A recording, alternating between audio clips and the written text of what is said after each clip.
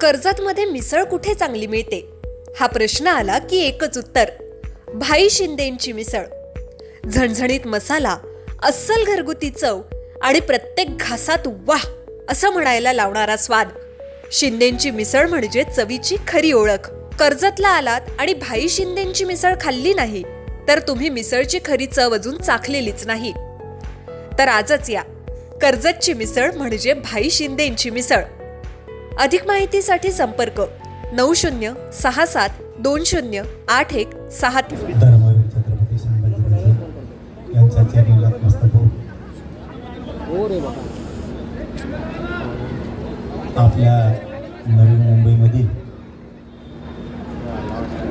पनवेल या ठिकाणी आपल्या या पनवेलच्या नगरीत खांदा कॉलनीमध्ये आज एक आगळा वेगळा सोहळा होतोय. आज आपल्या सगळ्यांच्या सेवेसाठी सकल मराठा समाजाच्या वतीनं मराठा भवनाचा आपण शुभारंभ सगळ्याच्या साक्षीनं पार पाडला. त्याबद्दल तुम्हाला सगळ्यांना खूप खूप शुभेच्छा देतो. त्या कार्यक्रमासाठी आलेले वर बसलेले सगळे मराठा बांधव आणि सगळ्यात जास्त सगळा संघर्ष ऊन पाऊस थंडी अंगावर घेऊन समाजाचा लढा जिंकू लागतात ते खाली बसलेले सगळे माझे मायबाप बांधव. आता वर्षाचं सरसकट नाव घेतलं बरं का, पुन्हा तिला प्रणव मग नाव घेतलं आणि तो नाव राहिलं. तिला येडक हे दांड घातलं. इथं एक एक जुळीता मग फेस काढला. एखाद्याचं नाव राहिलं त्यांचा अर्ध्यातून मला सोडून आणि आधीच माया असे मागा लागलेत. कुणी येतं आणि मलाच भरले ते. त्यांच्या मनासारखं केलं नाही की तेव्हा माया मागं फेसबुकला लागलाच. त्याच्या मनासारखं केलं तेव्हा तो पाटलासारखा माणूस नाही हो. पाटीलच खास ग्रेट माणूस. आणि त्याच्या मनासारखं नाही ऐकलं त्यांनी सोशल मीडियावर लिहायला सुरू केलंच. म्हणजे अगोदर चांगला त्याचं नाही ऐकलं की वाईट. त्यांनी समाजासाठी काय केलं याचं उत्तर त्यांच्याकडे नाही. म्हणून काही वरची गोळ गोळ लगेच बोलायचं नाही, नाही लगेच खाली व्हायचं. अजिबात वचवच करायचं नाही. ते धंदा बंद आता. मग आपण चाललं तुमचं सुखसुखान खूप होऊ.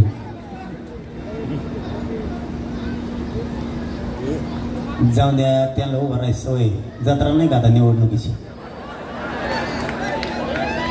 आपण किती बोंबवलं खाली बसलो तरी त्याला उभं राहायचं असलं तर आपल्याला काय ऐक नाही देत का काय कधी काही केलं. दुसरा बी प्रॉब्लेम आहे सांगू का.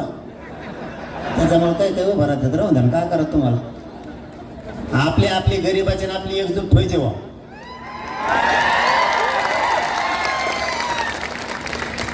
चांगल्याचा चांगला तुरम खान सुद्धा बंगल्याच्या खाली येतो गरीबाची जरी एकजूट असली. चांगल्यातल्या चांगला बीडला कसा हिसका दाखवला माहिती ना तुम्हाला. गरीबाची एवढी ताकद आहे, फक्त आपल्याला आपली ताकद कळाली नाही. आपल्याला आपली ताकद नाही कळाली म्हणून आपल्या लेकरा बाळाचं आपल्या लेकी बाळीचं वाटलं जात. आपण इतके गाफील राहिलो. आपल्या 5-7 पिढ्या मागे गेल्या. व्यासपीठावर द्या खाली उतरून याला. बुळबुळ बोलू नका.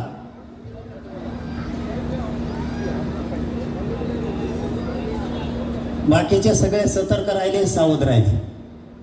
विचार करून बघा. शांत डोक्यानं नुसता आला बोलेला म्हणून आला कार्यक्रमाला बसला घरी जाऊन झोपला. शांत डोक्याने विचार करून बघा. एक 60 वर्ष ते 50 वर्ष फक्त मागं जा. आपण काय होतो आणि आपण बेसावध राहिल्यामुळे आपले आजचे हाल काय. सगळ्या बाजूला आपल्याला लक्ष द्यावं लागणार आहे. तेव्हा आपला समाज पुढे जाणार आहे, आपले लेकरं बाळ पुढे जाणार आहे. का बरं मी एवढं लावून धरलं. मी त्या वेदनेतून गेलो. मी गरिबाचं दुःख बघितलं. गरीब मराठ्यात आणि श्रीमंत मराठ्यात एकमेकाला विचारात घेतलं जात नाही. गरिबाला कुठं किंमत दिली जात नाही म्हणून गरिबाच्या लढाईत ताकदीन होता. तुम्हाला वाटत नाही का मला सुद्धा आमिष दिले असते म्हणून. मला पण काही दाखवायचा प्रयत्न केला असेल, पण मी डोळ्यासमोर फक्त गरीब आणि गरीबच मराठा ठेवला, कोणाच्या रुपाला हात लावला नाही, कधी मॅनेज झाला नाही. आणि मी इतका इमानदार राहिलो म्हणून माझ्या समाजानं मला कधीच उघडं पडू दिलं नाही, कधीच उघडं पडू दिलं नाही. या मराठ्यांनी मुंबई बंद पडायची ताकद दाखवली 70 वर्षात पाहिजे. बंद म्हणजे बंद.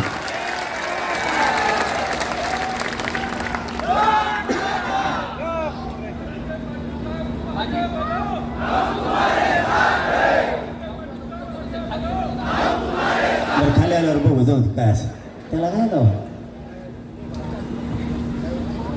आपण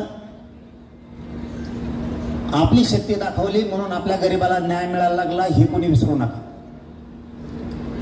इथून पुढच्या काळात मी तुम्हाला एवढं सांगायसाठी आलो, इथून पुढच्या काळात एकजूट कायम राहू द्या. पक्ष येत राहते, जात राहते, सत्ता येते, सत्ता जाती, पण समाजावर होणारा अन्याय थांबत नाही. एकजूट आपली असली तर होणारा अन्याय थांबतो. म्हणून पुढच्या काळात एकजूट कधीच फुटू द्यायची नाही. पाणी वाटणार जरा खाली बसत का काय भाऊ, तरावं लागला बडी टेका वची टेका ते माझ्याकडे देण्यात ना, पाण्यातच तुटून पडे सगळे. टेका आपलं जागर पेते, काही अडचण नाही. आपण जमतो कशासाठी, आपण एकत्र येतो कशासाठी, नुसती गर्दी दाखवायला नाही. त्यातून आपण समाजाला आणि समाजाच्या लेकराला देणार काय, हे आपल्या पुढं उत्तर असलं पाहिजे, हे आपल्या समोर ध्येय असलं पाहिजे. नुसतं जमायचं म्हणून नाही जमायचं, कुणीतरी बोलवलं म्हणून नाही जायचं. समाजाचं काय होणार आहे आता, बिल्डिंगहून बघायचे दिवस नाही राहिले. आता खाली उतरणे तर जगतं, नाही तर जगत नसतं. बिल्डिंगहून बघणार आणि बिल्डिंगवरच राहायचं, गोदावरीला पूर आल्यासारखं. खालचे पुन्हा मदतीला येत नाही, ते मदत पाहिजे आम्हाला. बिल्डिंगहून बघत होता, खाली उतरायला रोग आलता का त्याला. आणखीन आपल्या अंगातली पाटीलकी जरा सोडून द्या. याच पुण्यानं आणि याच मुंबईनं महाराष्ट्राला एक नवीन दिशा दिली. महालामध्ये राहणारी मायमाऊली पुण्यात हातात चहा घेऊन रस्त्यावरती उभा होती की गरीब मराठ्यांच्या पोरं मुंबईत चालले चहा द्यायचा, बंगल्यातली महालातली. कारण त्या मायमाऊलीला कळलं आता हीच वेळ आहे की आपण समाजाला साथ दिली पाहिजे. आता इमारतीचे बिल्डिंगचे दिवस नाही राहिले. एकमेकाला मदत करायला एकमेकाला धावून जावं लागणार आहे, तेव्हा आपण जगणार आहे. नसता सगळे आपल्या विरोधात आहेत. बघा मग तुम्हाला काय करायचं. मला इथं कधी भाषण येत नाही, मी हाय ते ठोक आणि सरळ तुम्हाला सांगतो. हो मराठा जर मुंबई बंद पाडायची ताकद दाखवतो तर मराठा किती ताकदवर आहे हे समजून घ्या. आणि मला वाटतं तुम्हाला मुंबईत भेले नाही असं मा एकट्याचं म्हणणं आहे. बाकीचंच नाही सांगता येतं मला, पण मा एकट्याचं म्हणणं आहे की मुंबईत तुम्हाला आणि मला भेले नाही. सरकार आपल्याला भेलं आपल्या भाकरीला.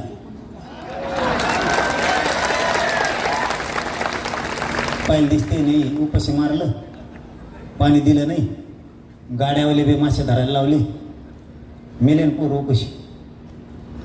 आणि मराठ्यांनी एकच आरोडी ठोकली, मुंबईला अन्नधान्य कमी पडता कामा नाही. ट्रकाचे ट्रक आणि ट्रॅक्टर सुरू झाले. आणि त्या भाकरीचे ढिगला बघून सरकारला असं वाटलं असेल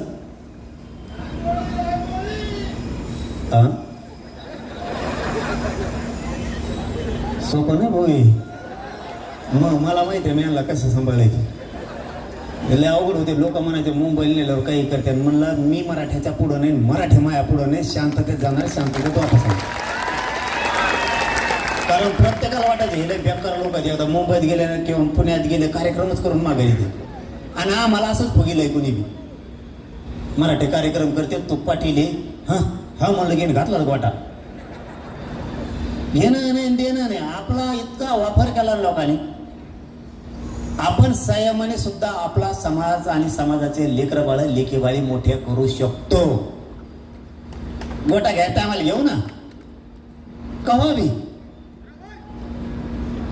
आणि त्याचा गैरफायदा मग बाकीच्यांना उचलला. नुसते भाकरीचे ढिगलं पडले, सरकार फुल टेन्शन मध्ये आलं. त्यांनी ओळखलं जर भाकरी इतके येतात तर हे काय मुंबईतून जात नाहीत, त्याच्यापेक्षा आरक्षण दिलेलं बरं. कसे ठेप्याला आले आणि ढिगलं बी साधे नव्हते आणि पुट्टे बी इतके कलाकार आहेत. तुमचा तर केसच पडला होता, तेवढाच पडायचा राहिला होता फक्त. पुट्टे इतके बेकार आहेत. पहिले दिवशी पारले येऊन द्या म्हटले, पारले का ना काय करता. दुसऱ्या दिवशी म्हणते क्रीमचं ऐका नाहीत नको.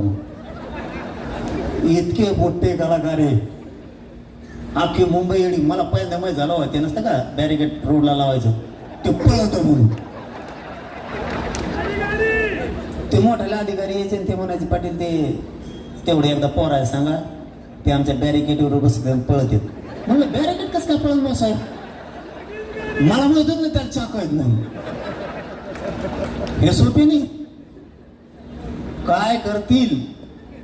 पण एक लक्षात घ्या, कुणाला त्याचा वाईट नका वाटत. मुंबई ही आमची मायभूमी, न्याय देणारी ती भूमी. गरिबाचे लेकरं मुंबईत आले, मुंबईचं जीवन जिवंत करून गेले. त्याला वाईट म्हणू नका. तुम्ही आमच्या तिकडे येता, तुम्ही कुठं गाड्या लावता, काय करता. आम्ही म्हणतो कम लावली दमून. मग आता नवीन पोर आहेत त्यांना मुंबईतला लय माहीत नव्हतं, लावली असेल रोडवर, काय फरक पडला का तो आजीच्या म्हशी बांधलेल्या आहेत का तिथं, म्हणून लय तो कोठा तो बंद पडलाय. गरिबाचे लेकरं जर न्यायासाठी आलेत, तुम्हाला काही हरकत नाही त्यांना सहकार्य करायला. पण मुंबईनं खूप सहकार्य केलं. मी मुंबईतल्या सगळ्या मराठ्यांचे, कारण याच्यात काहीचे सत्कार केलेत काही झराथे, पुन्हा ते मध्ये हेच होते का मग नावसाचे, त्यांचे सत्कार झालेला आम्ही. त्याच्यामुळं आमच्या वतीनं मराठा समाजाच्या 6 कोटी मराठ्यांच्या वतीनं प्रत्येक काम करणाऱ्या घराघरातल्या मराठ्यांच्या मुंबईतल्यांचं मी मनापासून कौतुक करतो, त्यांच्या आभार.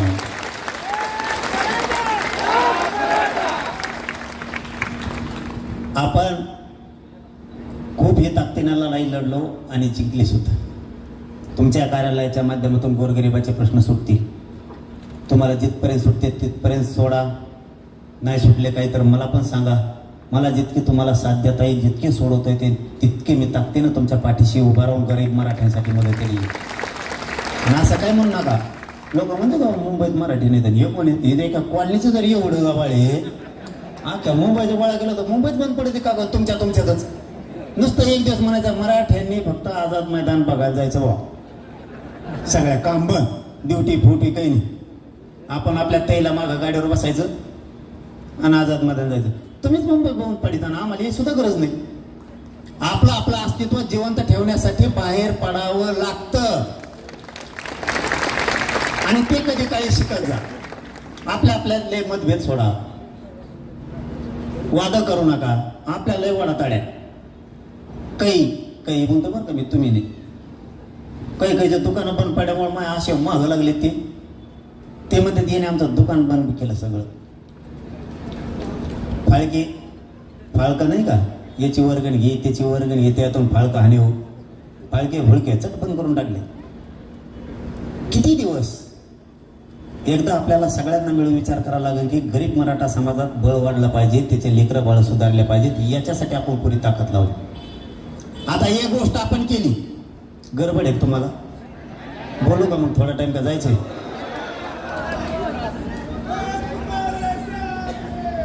मी आहे काय मग आता नाहीतर तुमच्याकडे बी आहे माल येऊ. आम्हाला वाटलं आमच्याकडेच आहे.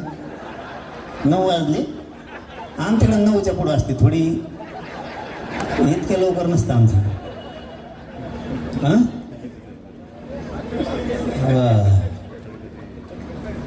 तुमच्या पायाला हात लावून सगळ्याच्या सांगतो इथं आहेत तेवढ्याचे. तुम्ही किती श्रीमंत असाल, तुम्ही किती गरीब असाल, फक्त दारू पिऊ नका. मी जिवंत आहे तर तुम्हाला काहीच कमी पडू देत नाही माझ्या समाजाच्या लेकरा बाळाला. तुमचा पोरगा म्हणून रक्त सांड्यापर्यंत लढत राहील. फक्त तुम्ही दारूपासून लांब राहा. तुम्ही श्रीमंत असाल किंवा गरीब असाल. आणि तुम्ही काय करता मग, ते बी काम माझ्याकडेच लावायचं का? मावशा हो, तुम्हाला एक काम सांगतो, करता का? तुमच्याकडे जात आहे हे दारू पिले ना, यांच्या भाकरी बंद करा. तुम्हाला काय करायचं, तुमचा भाऊ म्हणून मी तुमच्या पाठीमागे, टेन्शनच घेऊ नका तुम्ही. याच्या भाकरी बंद करा, आता दारू सुटत. आपले मतभेद आहेत, आपले भांडणं होतात ना, विनाकारण राजकारणासाठी वाद करू नका. विनाकारण राजकारणासाठी वाद करू नका. आणि कोणी जर कोणावर केशी केले असले तर कोर्टात जाऊन मागं घ्या. ते दिवस आहेत आता. वाईट दिवस आले तर मराठ्यांवरती की आपण आपल्यात केसेस करू नका. पटलं नाही त्याला वर्षभर बोलू नका, त्याच्या विरोधात जाऊ नका. आपण आपल्या एक एक उभा करायचं बघू. मी काय केलं, ग्रामीण भागातून गरीब मराठ्यांची वेदना घेऊन रस्त्यावर आलो. मराठ्यांना आरक्षण दिलं. आज 3 गोष्टी झाल्यात तुमच्या, त्याच्यापेक्षा जास्त असतील पण मी 3च सांगतो. पहिली, आज शिक्षण खूप महाग झालंय. किती पैशावाला असो किंवा किती गरीब असो, शिक्षण करणं लेकीबाळीचं लेकराबाळाचं खूप अवघड झालं. तुम्हाला आता फीस मध्ये सवलत मिळणार आहे आरक्षणामुळे. 2, तुमचे लेकरं, तुमचे लेकबाळ नोकरीत जाणार आहे सगळ्या क्षेत्रात. पोलीस, महसूल, रेल्वे, इंजिनियर, MBBS जे असतील जेवढे क्षेत्र आहेत त्या सगळ्या क्षेत्रात राज्यापासून केंद्रापर्यंत तुमचे लेकरं आता नोकरीत जाणार. आणि तिसरं काम झालंय, केंद्रापासूनच्या सगळ्या कृषीच्या सिंचनाच्या योजना त्या आरक्षणामुळे तुम्हाला मिळणार आहेत. तुम्हाला घरकुलं मिळणार आहेत, तुम्हाला पंचायत समिती जिल्हा परिषदेची योजना मिळणार आहेत. 3 कामं झालेत. आता एक नवीन काम हातात घ्यायचं ठरले मी. शिकतील पोरं, नोकऱ्याला पण लागतील, पण आपला समाज आपल्याकडे व्यवसायाकडे नेणं आपल्याला लय गरजेचं आहे. म्हणून आता ते काम आपण हातात घेतो. आरक्षणाचं राहिलंय थोडं आणखी, ते मी घेतो, त्याची काळजी नका करू तुम्ही, ते मी घेणार. पण मराठवाड्याचा हैदराबादचा गॅजेटियरचा JR निघालाय. मराठवाड्यातले सगळे मराठी आरक्षणात जाणार. फक्त तेले बुळबुळ करते दवाखान्यातलं म्हणून थोडं दमाने चाललंय, एवढंच आहे. नाही त्याला दम निघत. त्याचं कसं आहे, गोडांमधला बारदाना असल्यासारखा खेळ झाला. बारदाना कळतो तुम्हाला, नसलं कळत जाऊन दे दुसऱ्या बारीने सांग. तसा खेळ झालाय त्याचा. त्याच्यामुळं दम्माने चाललंय. पश्चिम महाराष्ट्रातले 4ही गॅजेट लागू होणार आहे. सातारा संस्थांचं, कोल्हापूर संस्थांचं गॅजेटियर लागू होणार आहे. पुणे संस्थांचं आणि औंध संस्थांचं सुद्धा गॅजेटियर लागू होणार आहे. म्हणजे अर्धा कोकण सुद्धा जातोय. त्याविषयी कोकणातलेच लोक आले माझ्याकडे, तुम्ही साक्षीदार आहेत ना. हां, मीडियावाल्या पुढं सांगतो बरं का, खोटं बोलू नका. हां, ते आले ते म्हणले आम्हाला घ्यायचं, आम्हाला आरक्षण घ्यायचंय, ज्याला नाही घ्यायचं त्याला नको घेऊ. आणि त्याला गरज बी नाही. एका टिकल्याच्या 2 टिकल्या, त्याला काही गरज लागत नाही. मी शेया नाही था, त्याला गरज नाही. तिथल्या गरिबांना वाटतं आम्हाला पाहिजे, मी देणार. मला तरी वाटतं सातारा संस्थांमधून 2ही जिल्हे जातील. ती वाटतंय. मी तुमच्या पुण्याच्या आयुक्त साहेबाला विचारून घेईल, कारण त्याच्यावर अभ्यास सुरू आहे. मला वाटतं सिंधुदुर्ग आणि रत्नागिरी सुद्धा सातारा संस्थांच्या गॅजेटियरमध्येच पूर्ण बसतो. पूर्ण रायगड, ठाणे, पालघर ह्यो सगळा पट्टा, मुंबईसह त्यात पुणे पण येत आहे. म्हणजे डबल नोंदी निघू शकतात. बॉम्बे गव्हर्नमेंटच्या गॅजेटियरमध्ये ही सगळा पट्टा जाणार. कारण बॉम्बे गव्हर्नमेंटचा प्रदेश वापी सिल्वाशापर्यंत होता. हे खूप मोठा प्रदेश होता. त्याच्यामुळे तेही गॅजेट लागू केलं तर मराठा आरक्षण वाचून राहत नाही. म्हणून मी सांगत असतो मराठा समाजाला की आपण हमेशाच काम आहेत आपल्याला, हमेशाच आपल्याला गडबड आहे, हमेशाच आपल्या धकाधकीचं जीवन सुरू आहे. याच्यातून वेळ काढून आपल्या लेकरा बाळाला आपल्याला आयुष्याची भाकरी द्यायची. चंद्र सूर्य असेपर्यंत त्याला उडाला नाही पाहिजे अशा गोष्टी त्याच्या तात्पुरत्या काही कामाच्या नाही. जसं की लाडकी बहीण 1500 दिले, मतदान झालं की 1500 आणि 150. आपण हुशार कधी होणार आहे? आपल्याला जर एखाद्याने फसवायचं ठरवलं तर आपण त्याला सहज फसवून देतो. बाकीच्यांनी त्यांच्या लेकराला आयुष्याचं घेतलं. माझा मराठा समाज त्याच्या समाजाला आणि लेकराला आयुष्याचं कधी घेणार आहे? तुम्हाला असं वाटत नाही की माझ्या पश्चात माझ्या पुढच्या पिढीला कोणापुढे हात पसरायची गरज नाही लागली पाहिजे? या भूमिकेत मराठा समाज येणार आहे नेमका कवा? आपल्याला त्या भूमिकेत अगोदर उतरावं लागणार आहे. आता मला द्यायचं, माझ्या पुढच्या पिढीला द्यायचं, तर कायम टिकणारं द्यायचं. त्याच्यासाठी आम्ही वेळ पण देणार आणि आपण वेळ दिला तर आपला समाज मोठा होणार. आपल्याला हे शिकावं लागणार आहे. आपल्याला नादी लावले ती लाडकी बहीण 1500 रुपये 1300 रुपये आणि रोज बातम्या द्यात आता 3000 आणि पैसे द्या येणार. यांच्या फसवणुकीमुळं आणि आपण सावध न राहिल्यामुळं आपला समाज डुबायला लागला. लांबचा विचार करा. त्याच्यामुळे आपण ना सावध झाला पाहिजे. आता त्या लाडक्या बहिणीच्या नादात ते आनंदाचा शिरा एक असतो, दिवळीत दिवशी ते भुंगे लागले डाळ तेल, ते वांगणासारखं तेल. आता हे काय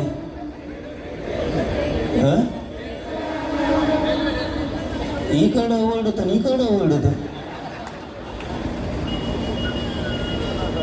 असे रेल्वे तयार झाले तिथं मुंबई. आणि ते अधिकारी आलो माझ्याकडे. मा कॅम्प्युटर उशिरा सुरू होतं. मी काय कॅसेट टाकली सुरू व्हायला. ते अधिकारी आले, ते म्हणले साहेब ते हिंदी जोडीत होतं, मला हिंदी येत नव्हती पण जमलं आमचं दोघांचं. तसं त्या ते मला काही फेकायचा, मी त्याला काही फेकायचो. त्याने हिंदीत सांगितलं, वा बडे बडे बच्चे. बडे बडे बच्चे म्हणजे बनायलावरच ना आपले. आता बडेच नाही तर काय ते का बारीक होते बनायलावर आणि रुमाल बांधलो असं दिसायचं. ते की ते पुढचा अधिकारी कशाला बोलन त्याला, ते असं करायचं. जी सर जी सर. आता हे काय सरण काय का हिर खपकून मांडी घालायचं का लगेच बेसन भाकर लगेच ठेसा हाण लगेच निघाला रेल्वे करीत. ते आलं ते म्हणला असं एकच काम करायचं. म्हणलं काय करायचं भाऊ? इत्ता इत्ता करू. म्हणलं कित्ता? ते म्हणे रेल्वे ट्रॅकवर ते स्टेशनवरती पोरांना झोपू द्या, काय अडचण नाही. फक्त हे काय करतात म्हणे एकामेकाचे शर्ट धरतात आणि त्यांच्या हातात भोंगी आहेत म्हणे आणि नुसते पळवते म्हणे टॉय करीत. आणि त्याच्यामध्ये आमचा एक कर्मचारी घातला म्हणते ते डबा आहे. तेवढं करू नका आम्ही काही कमी पडत नाही. मला सांगतो आता ऐकतात का कसे बघू. म्हणजे आपल्या पोरांनी कोणाला त्रास नाही दिला, कुठल्या मायमाऊलीने दिला. मुंबईतले एक बी मायमाऊली म्हणत नाही की मराठ्यांच्या लेकरांना त्रास दिला त्याला मराठी म्हणते. हो हे खरं आहे. आम्ही हसलो खेळलो बागडलो त्या अंगणात. मुंबई हे महाराष्ट्राचं अंगण आहे. ते एक माया देणारं न्याय देणारी ती मुंबई भूमी आहे. तिथं लेकर आले तर ते तुमचे आहेत. पोरांनी कोणाला त्रास दिला नाही. आणि आता तर आपल्याला दिल्लीला जायचं. कोणाकोणाला यायचं? मग दिल्ली कुठं ती बंद? आपल्याला ऐकून वाजलं रे जुळलं. आपल्याला आपल्या समाजाला हुशार करावं लागणार. आपल्या लोकांना मुंबई माहीत पाहिजे, कोणचे ऑफिस कुठे आहेत हे माहीत पाहिजे, कोणचे कार्यालय कुठे आहे हे पण आपल्याला माहीत पाहिजे. दिल्लीपर्यंत आपला राजा, आपल्यासाठी अटकपर्यंत राजा आपले छत्रपती शिवराय लढत गेले. आपल्या राजाने तेजस्वी ध्वज कुठं फडकेला आपल्याला माहीत पाहिजे. कोणची दिल्ली कुठं फडकायला आपण स्वतः नजरानं बघितलं पाहिजे की माझा राजा या देशातल्या जनतेसाठी लढलाय. आपण बघितलं पाहिजे. का वर्षातून एक दिवस द्यायला काय अडचणी? आपण लग्नाला नाही जात का 3-3, 4-4 दिवस? एक दिवस आपल्या समाजासाठी सुद्धा आपण वर्षातून एकदा बाहेर निघलंच पाहिजे सगळ्यांनी. आणि एकदा आता तारीख डिक्लेअर झाली, चलो दिल्ली. रेल्वेने जायचं, भाकरी ते रेटून घ्यायचे, आपण आपलं गठुडं पाठवणारच. कोणाला मागायचं काम नाही. भूक लागली उतरला, ती लगेच सुरू, लगेच पुढं, पण शांततेत. पण दिल्लीत मराठ्यांनी जायचं. थांबायचं नाही. कारण मी आता असं करतो, मी समाजाला उंचीवर न्यायचं काम करतोय, बळ द्यायचं काम करतोय. मायावरच जळा लागले. एक जण आलं, ते म्हणलं याला गोळ्या चारा, ते शिळ्याच्या लेंड्या, औषध गोळ्या, ते आमच्या तिकडचं एक तुम्हाला नसेल माहीत. कचरा केला त्याचा, मी कचराच केला, ते असं त्यातच खातोय मायावर. त्याचा असा कचरा केला, त्याचा असा ओठ होता, आता चष्मा काढा तरी असा असा असा असा असाच होतो. या गळात दिसतो कसला गाण. त्याचं कारण सत्य असून सुद्धा अजितदादाच्या आणि फडणवीसांच्या पायावर पडल्यामुळे त्याला माझ्या मॅटरमधून घातपाताची क्लीन चिट.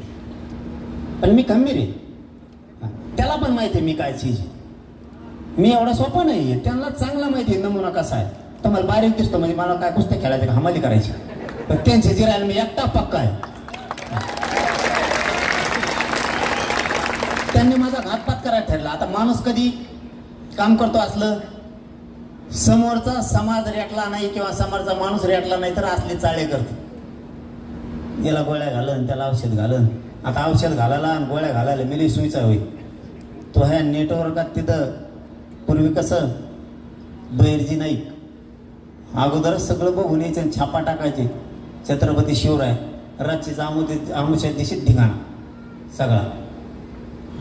तसं तो हा जेवढी साखळी येतोय ती सगळी तोडून आम्ही तोयाच गोटातून माहिती मिळवली की तो आमचा घातपात करणार आहे.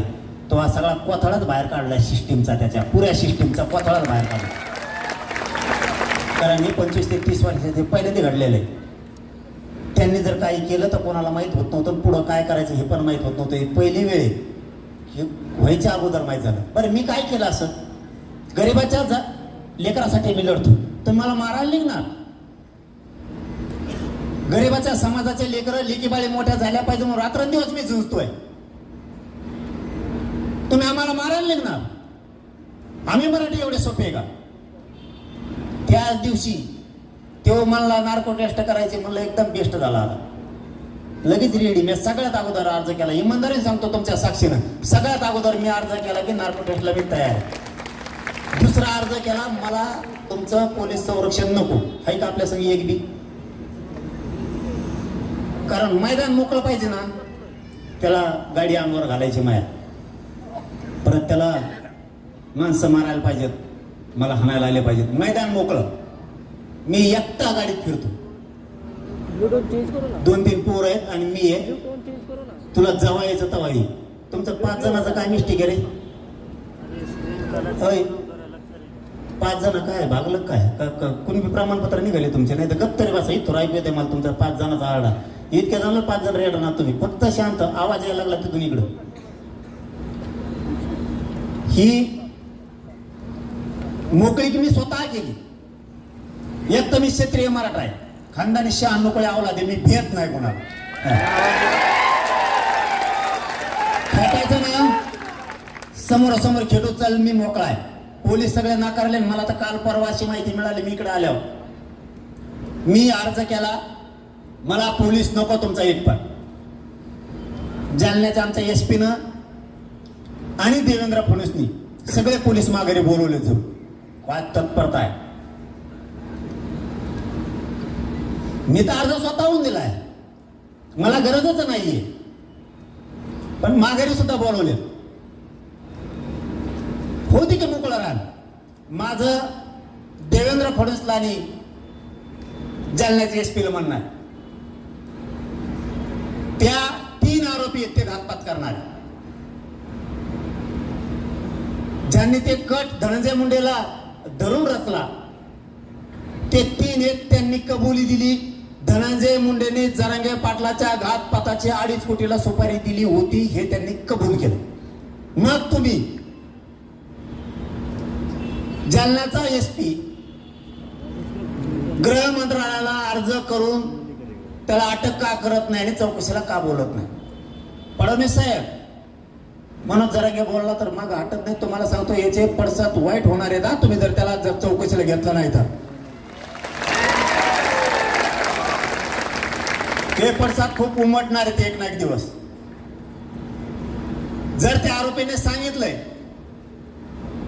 तर याच्यापेक्षा पुरावा काय पाहिजे तुम्हाला? त्याचे रेकॉर्डिंग घ्या, त्याचे व्हिडिओ आहेत. ज्या दिवशी घातपात करायचा होता आम्हाला कळालं त्या दिवशी तो रात्री 12 वाजता त्या आरोपी संघ बोललाय. याच्यापेक्षा सरकारला काय पुरावे पाहिजे? तुम्ही सोडता रे, तुमची सत्ता आहे म्हणून तुम्ही सोडतात. पण फडणवीस साहेब सत्ता बदलत असती त्यावेळेस मुळात जरा सकट बाहेर काढणार. मी सोडणार नाहीये कोणाला, कारण मी पण लय खुनशी आहे. तुम्ही आज तुमच्या हातात आहे म्हणून करताल. काँग्रेसला कधीच वाटलं नव्हतं त्यांची सत्ता जाईल म्हणून. त्यांना ते समुद्रासारखे वाटायचे. गेली. भाजपला कवाच वाटत नव्हतं आम्ही सत्तेत येऊ, भाजप सत्तेत आलं. तुम्हाला गर्व झाला असन, सत्ता कायम राहील. मराठ्या पुढे मी तुमची सत्ता टिकूच देणार नाही. कारण जर तुम्ही एवढा अन्याय करणार असले, इतके सगळे पुरावे असून सुद्धा जर तुम्ही घेत नाही, मी तर त्याला घाटाला खंबीर त्याला कवाई म्हणा. मी फडणवीस सुद्धा 3दा जाऊन टक्कर देणारा माणूस आहे. तर महाराष्ट्रातला जर तो स्वप्न सुद्धा बघू नको. तू म्हणशील मी गाडी अंगावर घालीन, ट्रक अंगावर घालायला लावीन, काय घाला. प्रत्येक गावात मराठा आहे माझ्या महाराष्ट्राला, प्रत्येक गावात. तुला तरी इकडून तिकडून गोळा करून आणायला लागते ना. किरळ लागलेले बोकडं. पण आमच्या प्रत्येक गावात आर झाले. जिथं तू करायला येशील ना तिथं 1 घंट्याच्या आत 1 लाखापेक्षा जास्त पोरं तुला दगड घेऊन आता दिसत. ते स्वप्नच बघू नको तू. आणि जर त्यांचं म्हणणं आहे, त्यांनी जर आता साक्ष दिली, घातपात करत होतं तर अटक करायला हरकत नाही. बर ते जर नाही म्हणले, ते 3 आरोपी करा नार्कोटिक्स टेस्ट. एसपींनी अर्ज करावा कोर्टात की या 3 खोटं बोलतात म्हणून आम्हाला नार्को टेस्ट करायची. आणि त्याच्याबरोबर आमच्या दोघांचे पण करा, माझे पण करा. पण याचं दूध का दूध, पाणी का पाणी होऊ द्या. आणि तुम्ही जर याला पाठीशी घातलं, आपल्या पैसे सुट्टी नाही. मी तर सोडणार नाही. कारण समाजाच्या मुळावर बसलेला संतोष देशमुखांचे किती हाल झाले. तुमच्या घरातला लेकरू असतं तर तुम्ही गप्प बसले असते का? महादेव मुंडेचे काय हाल झाले? त्याच्यात एवढे लेकर आहेत. एकुलती 1 माया मावली घरात महादेव मुंडेच्या. ही वाईट परिस्थिती करून ठेवली यांनी. आणि सातत्यानं परत दादागिरी, खुन. मराठ्याच्या नादी लागणं एवढं सोपं नाही. तुम्ही किती नादी लागा, इथून पुढं नादी लागला की तो हा बाजार म्या उठेलच म्हणून समजू. जालन्याच्या पोराने कसं केलं, आमच्याकडे सुरू केलं तर तुम्हाला माहित नसेल म्हणून सांगतो. तुम्ही म्हणताना आता मला लयच लांबे 5 मिनिटं म्हणले होते. जालन्यात असं सुरू झालं. पालकमंत्री आम्हाला जालन्याला, आम्ही सांगताना सांगितलं होतं, पालकमंत्री व्हा, मंत्री व्हा, विकास करा, काय मजा करायची ते करा, फक्त इथं जातीवाद करायचं नाही. 1.5 साल केलंच, दमच नाही, केलंच. स्वतःच्या प्रमाणपत्रावरती, काय म्हणजे त्याला लेटर पॅडवरती डीपीटीसीचे पैसे कामच वाटून टाकले. कलेक्टरच्या शिवच्या सह्या शिवाय ते पैसे जात नाहीत. जिल्हा परिषदेचे किंवा महानगरपालिकेच्या शिवाची सह्या लागतात. डीपीटीसी मध्ये कलेक्टर आहेत, कोणाच्याच सह्या नाही. जालन्याच्या पोराने कोर्ट टाकला 70 कोटी वाटलेल्या खोटे कामं त्याला स्थगिती दिली. मला वाटतं काल 56 कोटीच्या कामाला काय स्थगित दिली. पुन्हा असले कामं यायची. तुम्ही चांगले कामं करा, मराठी तुमच्या पाठीशी आहेत ना. हे तुम्हाला सांगण्याचंच कारण एवढं, आपण प्रत्येक क्षेत्रात विषय सोडून देतो म्हणून तुम्हाला एवढं बाळ सांगितलं मी आतापर्यंत. इथून पुढच्या काळात काही सोडून द्यायचं नाही. मराठ्याच्या विरोधात गेलेल्या माणसाला निवडणुकीत पाडायचं म्हणजे पाडायचं. भलं त्याची संख्या लय मोठी असेल, एखाद्या गावात आपली थोडी असेल, त्याचा का प्रचार करणं व्हायला? ती बी तसंच करते. ते जे थोडे आहेत ना, मागा चलत येत. जिथं ते थोडे आहेत तिथं शर्टाला धरून मागा चलत येत अशी. पण मतदान आपल्याला नाही कधी. येथून पुढं मराठ्यांनीच तहच वागायचं. मराठा जातीच्या आणि आपल्या लेकरा बाळाच्या आणि आरक्षणाच्या विरोधात काम केलेल्या माणसाला मतदान करायचं नाही. त्याच्या संग फिरलं तरीच चालेल, पण मतदान नाही. मी असो नसो, ही मोहीम तुम्हाला सुरू ठेवावं लागणार आहे, तर समाज जिवंत राहील, तर समाजाचं वजन राहील. कोणी गोड बोलला गेलं की सोडून दिलं, अजिबात सोडायचं नाही. कोणची लढाई लढताना ताकदीनं लढायची. आरक्षणाला पुन्हा लढायची वेळ आली तरी आपण ताकदीनं सगळ्यांनी एकजुटीनं उभं राहायचं, पुन्हा लढाई जिंकायची. हटायचं नाही. तुमच्यावर संकट आले आम्ही धावून यायचं, आमच्यावर संकट आले तुम्ही यायचं. हे बळ आपल्याला एकमेकाला द्यावं लागणार आहे. आणि आता शेवटी सांगतो, राजकारणातले मराठे थोडे शहाणे व्हा. तुम्ही एकमेकाला 100% पाडा, पण जातीचा विषय आला ना, अंधारातून का म्हणा पूर्ण ताकद समाजाला द्यायची, पूर्ण ताकद. हे सुद्धा राजकीय महाराष्ट्रातले सगळे मराठी शिका. आपण गरिबाची आपली एकजूट अशी सुरू ठेवू. अन्याय होणार आहे तर गरिबावरती, अडचण येणार आहे तर गरिबाला.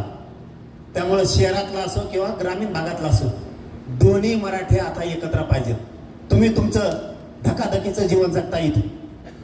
तुम्ही नोकऱ्याला तुम्हाला सारखं पळावं लागतं, लक्ष द्यायला वेळ नाही. पण ज्यावेळेस वेळ येईल ना, त्यावेळेस आम्ही सुद्धा तुमच्या मदतीला पाहिजे, तर तुम्ही सुद्धा आमच्या मदतीला पाहिजेतच. ही जोड आपल्याला करावाच लागणार आहे. तुम्हाला शहरात कोणी अन्याय करायला लागलं, तुम्ही सहन करताय. आम्ही तुमच्या मदतीला आहेत हे जर तुम्हाला कळालं, तुम्ही कोणावर अन्याय करणार नाही, पण झालेला सहन नाही करणार. म्हणजे शहरात तुम्हालाही जगता येईल आणि तुमच्या बळावरती खेड्यातल्याही मराठ्यांना जगता येईल. आमचं शहरात काही काम असलं तर तुम्ही करताल, तुमचं खेड्यात काही असेल तर आम्ही करू. ही सांगड आपल्याला घालावंच लागणार आहे. आणि मुंबईतल्या मराठ्यांनी, मी त्याविषयीच मुंबईला कार्यक्रमाला आलो होतो वीरेन भाईचे, त्याच दिवशी सांगितलं, मुंबईतल्या मराठ्यांनी कोणाला भ्यायची गरज नाही. वाटा जायचं नाही, भ्यायचं नाही. आम्ही आहेत ना, तुम्हाला काय करत नसतं, कोणाला काय आयला म्हणू द्या, आपलं गबाळ सगळं निघत म्हणायचं इकडे. टेन्शन घ्यायचंच नाही, कारण हे आपल्याला एकमेकाला साथ देऊन सांभाळावं लागणार आहे. नसतं आपली फसवणूक. बघा सारथीचा विषय काय, नुसती सारथी दिली, निधी नाही. परदेशात पोरं आणि पोरी शिकायला गेलेत, ते लेकरं तिकडे आहेत, सरकार फेलोशिपच देत नाहीये. त्या बापाने पैसे पाठायचे कसे? आता पीजीचे परीक्षा आहे, आता त्याच्यात आपल्या 56 जागा कमी केलाय विनाकारण. मी आताच पण पुण्याला याचं सांगितलं, पुण्यात हसन मुश्रीफ साहेबाला फोन करून सांगितलं, साहेब हे बरोबर नाही, मराठ्यावर अन्याय होता कामा नाही. ते होते निवडणुकीच्या त्या पोळ्याच्या जत्रात बस ध्यानात नाही राहत, पण त्यांनी ते थांबवलं आणि सांगितलं की मी ते करतो. गेले 56 पोरं पुन्हा. हे करावं लागतंय. त्याच्यात गरीबाच्या लेकीबाळी पण होत्या. मग एपीएससीचा विषय होता, जवळपास 20,000 सारथीच्या काही पोरांचा आणखीन विषय, तेही मार्गे काढायचा. अण्णासाहेब पाटील विकास महामंडळ निधीच थांबिलाय. मला कळालेलं खरं आहे खोटं माहित नाही, मी खात्री करून बोलत, पण तरी बोलतो. हे अंदाजे धरा. मला आत्ता नरेंद्र पाटील साहेबांनी सांगितलं, कॅबिनेट मंत्री नरेंद्र पाटील साहेबांनी, नाही ते नाही सांगितलं, ते वेगळंच सांगितलं. त्यांना मी आता पुण्यात बोललो, म्हणलं अध्यक्ष तुम्ही, मंत्री तुम्ही, एमडी तुमच्या हातात. मग पोरं गाड्या घेते, ट्रॅक्टर घेते, व्यस्त महामंडळ भरतंय, एलवाय पण 7-8-9 महिन्यापासून परतावे येत नाही, पोरांचं जागायचं कसं? तर त्यांनी सांगितलंय, मला माहित नाही ते खरं खोटं, छगन भुजबळनी फोन केला म्हणे म्हणून बंद केलं, आणि अजितदादांनी फडणवीस साहेबांनी ऐकलं आणि त्याच्या म्हणण्यावर बंद केलं, असं ते मला आत्ता म्हणले. बघा आपल्या नसतं पोटात राहत, आपण खपकून सांगून टाकत असतो, आपण काय भ्यायचं काम आहे कोणाला?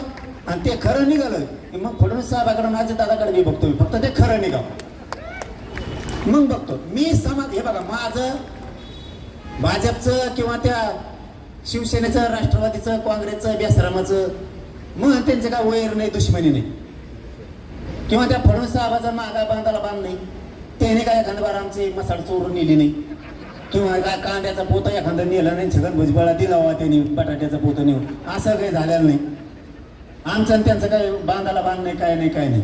का त्यांचं एखाद काय शेळी आम्ही चोरले नाही फडणवीस साहेब म्हणून त्यांचं नाम लय लागलंय, असं बी काही नाही. माझ्या समाजावर अन्याय केला काही मी सहन नाही करा, अजिबात नाही, आणि करणार बी नाही. तुम्ही मला एवढ्या लोकांनी नाव ठेवलं तरी मी ऐकणार नाही. माझ्या समाजावर अन्याय केला मी बोलणार. आता आपल्या काही लोकांना काय होतं, दादा होय पुरं दाबाडंग गेलं, दोनच याचं होतं वाटतं, कोंडा बैल होता वाटतं. आपल्या लोकांना काही लोकांना असं वाटतं की मी एखाद्या वेळात लय बोलतो, पट्ट्यावर गाडी आल्यावर नाही का एखाद मार्ग घसरत ती नाही, असं नाही.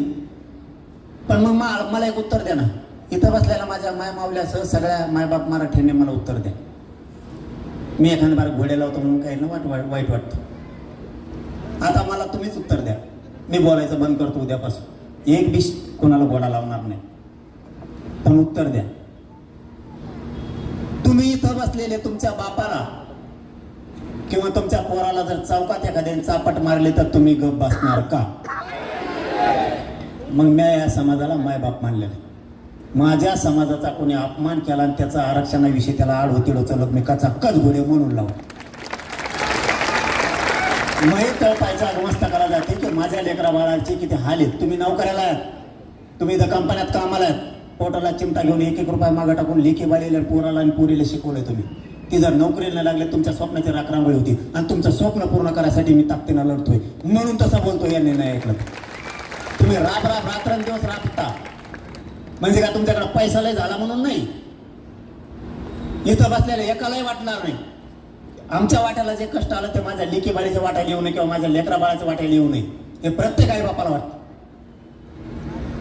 मग तुम्ही जर एवढा पैसा घालता, इतके कष्ट रात्रंदिवस करता,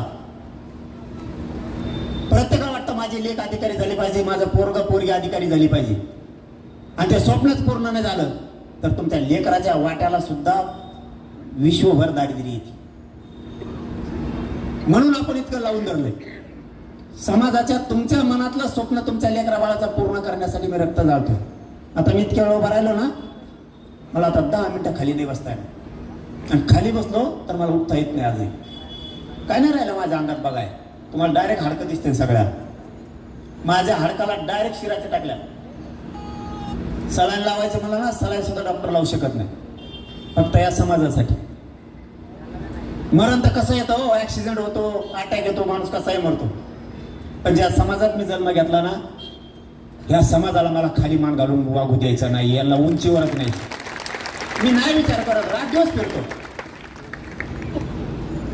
आपल्याला आपला समाज आणि समाजाच्या लेकराचे स्वप्न पूर्ण करण्यासाठी झुंजावं लागणार, नसता काय अर्थ नाही. तुम्ही कष्ट केले, तुमच्या जागेवर तुमचं पोरग तुमची पोरगी कष्ट करणारे पुन्हा त्योच पाडा आणि पुढचा विचार करून बघा. आपले जर एखादा अधिकारी झाला, तो महसूलमध्ये असू द्या, रेल्वेत असू द्या, त्या पोलीस विभागात असू द्या, ते शैक्षणिक क्षेत्रात असू द्या, ते सहकार कुठे असू द्या, आपल्याला बढतीच मिळत नाही. एखादं जर आपला अधिकारी झालं, कॉन्स्टेबल होऊन द्या, नाही तर PSI होऊन द्या, तहसीलदार होऊन द्या, तिथंच रिटायर होतं. ते जिथं लागलं तिथंच. तसं काय त्याच्या खुर्चीला फेवकाल चिटकेले, तिथंच रिटायर होते, हालतच नाही पुढं. त्याच्या मागून येऊन पुढं जात तिथं. ते म्हणते द्वायला बारका साहेब होता, मोठा झाला बाबा आता ते त्याच्या हाताखाली. म्हणजे आपण बढती मिळत नाही, त्याचं मूळ कारण आहे आरक्षण. आपणच किती दिवस एसटी ड्रायव्हर म्हणून ड्रायव्हरकी करायची, आपण किती दिवस हमाली करायची, आपण किती दिवस म्हाताडे कामगार म्हणून काम करायचं, आपण किती दिवस कंपन्या पुढे उभं राहायचं, किती दिवस कंपन्यात जायचं. आपणच ट्रॅक्टर जिपाड आपणच चालवायचे, आपणच रिक्षा चालवायचे, आपणच हॉटेल टपऱ्या चालवायचे, किती दिवस.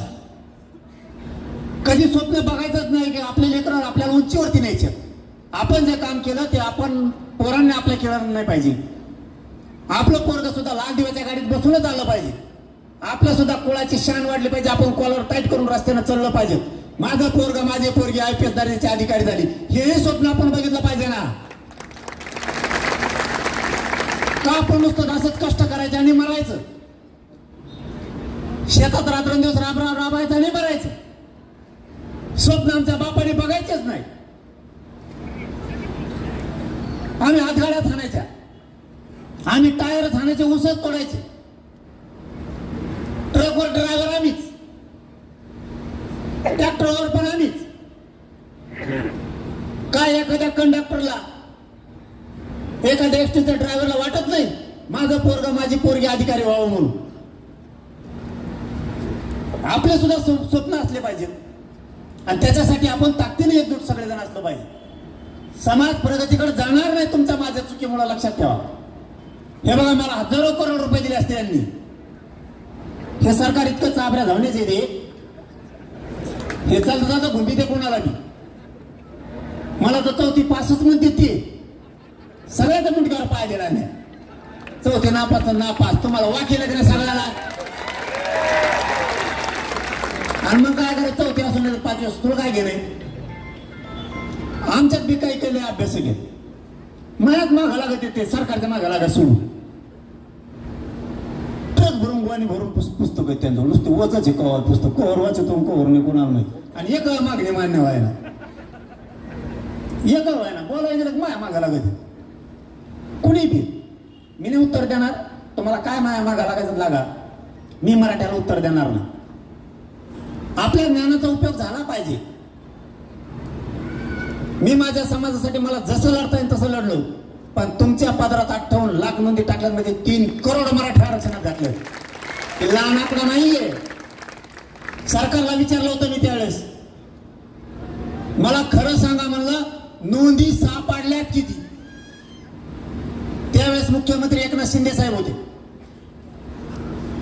त्यावेळेस 54 लाख आकडा होता. मी सरकारला विचारलं, साहेब मला खरं सांगा, माझा करोडो गोरगरीब मराठा समाज रस्त्यावर, माझी दगा करू नका. मी सरकारशी आणि मंत्र्याशी संबंध मेंटेन करण्यासाठी आलेलो नाहीये. मला माझ्यासाठी समाज मोठा आहे आणि त्या समाजाशी गद्दारी करणाऱ्याला मी पायाखाली तुडितो. माझ्या समाजाची फसवणूक होता कामा नये. मला खरं सांगा, नोंदी किती निघाल्या. सरकारनं त्यावेळेस आपल्याला प्रोसिडिंग दिलेलं आहे, त्याच्या सगळा इतिवृत्त आहे. सरकारने सांगितलं 54 लाख नोंदी नाही सापडल्या, 57 लाख नोंदी सापडल्या. याचं प्रोसिडिंग सरकारने आपल्याला दिलंय. त्याच्यावर 5-5 जरी धरल्या, 2.5 ते 3 कोटी मराठी आतापर्यंत आरक्षणात गेले. आता गॅजेट मधून काही घालतो.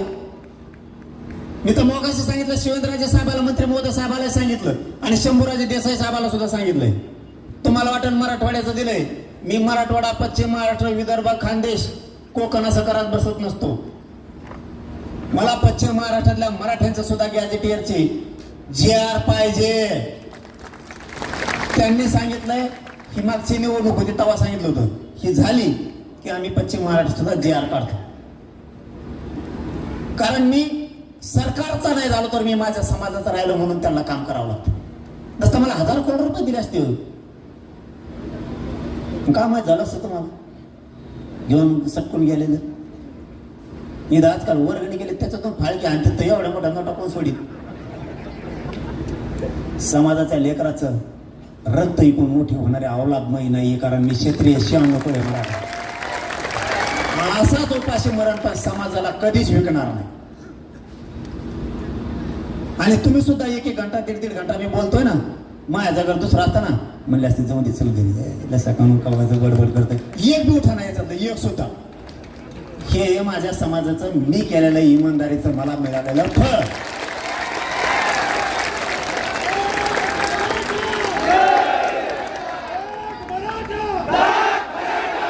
आणि मला काय नको, 1 रुपया नको तुमचं. मी तुमच्याशी इमानदार आहे. फक्त हाक दिली की तुम्ही काम सोडून रस्त्यावर येत जा. तुमच्या लेकरा बाळाचं आयुष्याचं कल्याण केल्याशिवाय मी गप्प बसत नाही, हटायचंच नाही. कुठलंही प्रकरण असो. कालचं प्रकरण बघा, मी करंडोल पाठवलं होतं मालेगावचं. मराठ्यांना सांगतो त्यात जात बघायची नाही.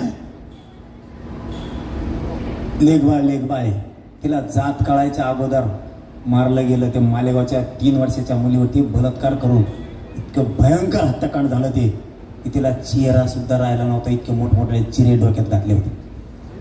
साधं नाही भाऊ, ज्याचा गोळा जातो पोटचा त्याला कळतं. थोडे मराठ्यांनी आणि राज्यातल्या सगळ्या जाती धर्माच्या लोकांनी जरा भानावर या. इथं जात नाही बघायची. जर कुटुंबाने आपल्याला हाक मारली तर महाराष्ट्रातल्या अख्ख्या मराठ्यांनी त्या कुटुंबाच्या बाजूने उभा राहून महाराष्ट्रातला कोपरा बंद करायचा. त्या दिवशी त्या कुटुंबाचं लेकरू जाऊन सुद्धा त्यांना उपोषणाला बसायची वेळ आली. किती लाजीवाली गोष्ट आहे. त्याच्यात नाही बघायचं आपण ओबीसीचं आहे का कोणाचं आहे. मराठ्यांवरती संस्कार आहेत. कोणत्याही लेकीबाळी झालेलं असून धावून जायचं.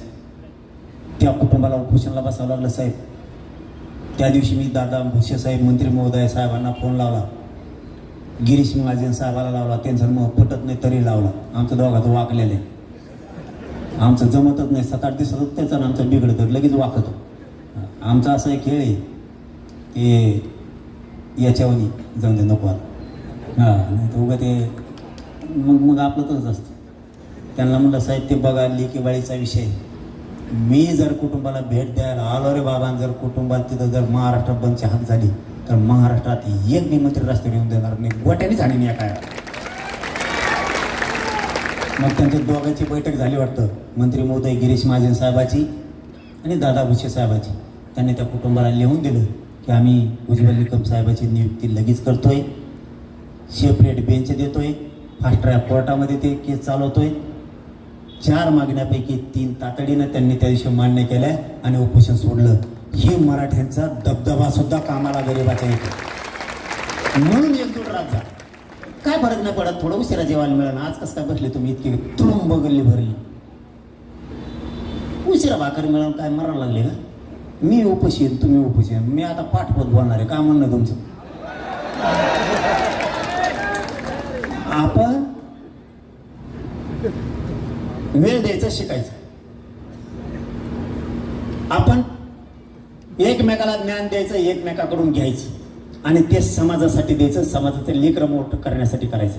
त्या दिवशी 100 जण मोठमोठाले जमलं नाही झालं ठरलं गप्पा. मी इकडे आवडतोय त्यांचं दोघांचं रेट शेंगा आणि ते दोघं काय म्हणते दोघं एकामेकाला काय माहिती मिळत लागा त्यांचं. मला आता बंद करते मग बंद करते पण ते बंदच करणार दोघं. आपल्याला त्या दिवशी आपण सगळ्या मराठ्यांच्या व्यावसायिकांना सांगितलं तुम्ही यशस्वी कसे झालात हे गोरगरीब लोकांना सांगत जा. तुम्ही अधिकारी कसे झाले, तुम्ही कोणत्या पोस्टवर कसे गेले. आपला रिटायर झाला मी कसा झालो सांगत नाही, अनुभव शेअर करीत नाही. 30 वर्षाचा रिटायर झाला, शेतात फार्म हाऊस बांधतो, तिकडे ते पवायचं काय कोण बांधित 2-3 नातू त्या संघ त्याच्यात पडत टंगडं मोडून पडत तिथंच झालं. कामान धामाचं गाचपण कामातून गेलं तर आमच्या कामाला नाही आलं, घरच्याच्या नाही आलं, नातू सांभाळायच्या कामाचं नाही राहिलं. आपले असे ज्ञान देणार नाहीत. आपण जर एखादा व्यावसायिक असताना त्याला जर म्हणला तुम्ही लय यशस्वी झाले राव या व्यवसायात आम्हाला तेच करायचा व्यवसाय ते म्हणतो याच्यात नको लई तर असे मीच उगच पडू याच्यात लय बेकार. आपले असे येऊ नये आपण म्हणून ते म्हणतो मीच बेजार आहे आणि याच्यात लय डोक्यावर बर्फ ठेवून काम करायला लागतो. याच्या डोक्यावर कोणाच बर्फ दिसला नाही मला. आपले असले खोडीचे ते म्हणणार नाही तू असं असं जा, तू असं असं कर, हे अनुभव आहे. आपले हे करू नको म्हणणार. मीच फसलो म्हणतो येऊन त्याच्यात फसणार. मग 7 गाड्या कशा घेतल्या. अरे किती काय करावं लोकांना काहीच कळलं ना मला. मी माझ्या समाजाला माझ्या भाषेत समजून सांगितलं, माझ्या समाजाला कळालं आरक्षण असं आहे. माझ्या अगोदरच्या अभ्यासकांनी सुद्धा सांगितलं, त्यांचं सुद्धा खूप मोठं योगदान याच्यात. पण त्यांचं एका दिवस समजलं नसत. घराघरातल्या मराठ्यांना कळालं मी माझ्या भाषेत सांगितलं. कुणबी म्हणजे काय. आपला आज आपण पूर्वी कुठं लग्न जमायला गेले तर पोरीकडचे विचारायचे नवरदेव पोरग काय करतो. मग आपले जमायला गेलेले म्हणायचे आमचं पोरग एकटं 15 एकर कोणी बिकोडीत म्हणजे 15 एकर शेती उडीत. आता आपला आजा म्हणत होता आपल्याला काय लाज राव, शेतीचे काय लाज. कुणबीचा अर्थ आता त्याचा नवीन शब्द आणले त्यांनी. कुणबीचा आता सुधारित शब्द आला शेती. आता शेतीला सुधारित शब्द आला कृषी. कृषीला आता सुधारित शब्द आला फार्मर. त्याला मी का करू. तुम्ही काही बदलित रोज नाव. त्याच्यामुळे कुणबी आम्हीच, मराठी आम्हीच, क्षेत्रीय मराठी आम्हीच, सगळं आम्हीच. हा काय म्हणणं तो आम्ही घेणार. उगा काय शिकित आपल्याला तो पाटील आहे. पाटील म्हणलं 15 जणांना चहा पाजून मोकळा झाला. त्या गल्लीत जायना उदार ठेवलेलं पुन्हा उगा बाट्या सोडून द्या. मी म्हणतो फुकट मोठ्यापणा जगायची काहीच गरज नाही. मला गाडी नाही ना, नाही मी लोकांच्या गाडीत बसतो. आणि खरं सांगतो तुम्हाला, मी लोकांच्या गाडीत आहे. त्याने जर मला इथं पनवेलमध्ये सोडलं, मला 8 आणाने रिक्षा जायला सुद्धा अंतरवाली. आता याचा शब्द त्यांनी बदल केला. आपण पूर्वी आपल्या आजीपणचे काय म्हणायचे, वाड्याला घराला वाडा. आता त्याला सुधारित शब्द आला, हाऊस. आता मी काय करू त्याला? पहिले आपल्या आजीपणजे चपलीला पायतान म्हणायचे, आता त्याला चप्पल म्हणते, शूज. आता मग घालायला बंद करतो का, तसंच खरकवतो का? तसं आम्हाला काय घेणं आहे? कुंडी म्हणजे शेतकरी. शेती शब्दाचे मराठ्यांनी लाज बाळगायचे नाही. आपण 96 कुळी 96 कुळीचे, 92 कुळी 92 कुळीचे. सोयरपणाचा यशाशी काय संबंध नाही आरक्षणाचा. आरक्षण ही एक सुविधा आहे आणि ती आपल्या लेकरा बाळाला लिखी बाळीला उंचीवर नेणारे मराठी समजून घ्या. आता ते दिवस संपले. त्यामुळे लोकांवर भरोसा ठेवायचा. आपल्याला काय वाटतं ना, आपल्या बुद्धीनं आपण चालायचं. लोकांनी सांगितलं म्हणून आपण करायचं नाही. अजिबात आपली ताकद आपल्या विरोधात व्हायला घालायची नाही. इथून पुढच्या काळात ज्या वेळेस समाजाचे आंदोलन उभा राहतील, जसे तुम्ही आज उपाशी तापाशी बसलात, तसं उपाशी तापाशी जर आपण आत्ता बसलो तर पुढच्या 50 पिढ्या सुखी होणार आहेत. पुढच्या 50 पिढ्या. म्हणून आपल्याला आता ऊन सहन करायचंय, पाऊस थंडी सहन करायची, तर पुढची पिढी सुखात राहणार आहे. पुढच्या पिढीसाठी आपल्याला उभा करून ठेवायचंय. आपण आता कसं तरी रडत पडत आयुष्याकडेला लावलंय. आपल्या लेकरा बाळाचे खूप हाल होणार आहेत पुढच्या पिढीचे, ते होऊ द्यायचे नाहीत. म्हणून माणसाने एकमेकाला भेटूस तर हाला जायचं नाही. लोक आपल्यावर जळाले पाहिजे. ते म्हणले पाहिजे लाईट बेकार जात रे मराठीची.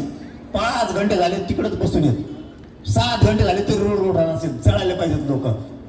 यायनाच बोलव कर आता कवर उभा रोग आणू लगेच सटाकलाच बसला टपरी पुढे जाऊ चुळीत चमकून चुना.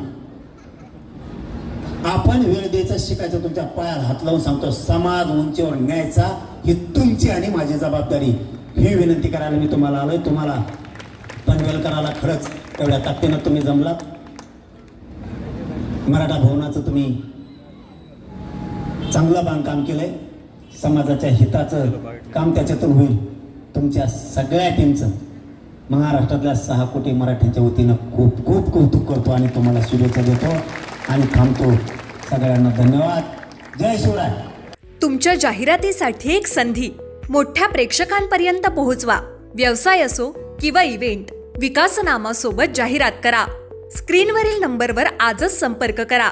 विकासनामा, तुमचा आवाज, तुमची जाहिरात. तसंच विकासनामाला सबस्क्राईब करा आणि अपडेटेड रहा.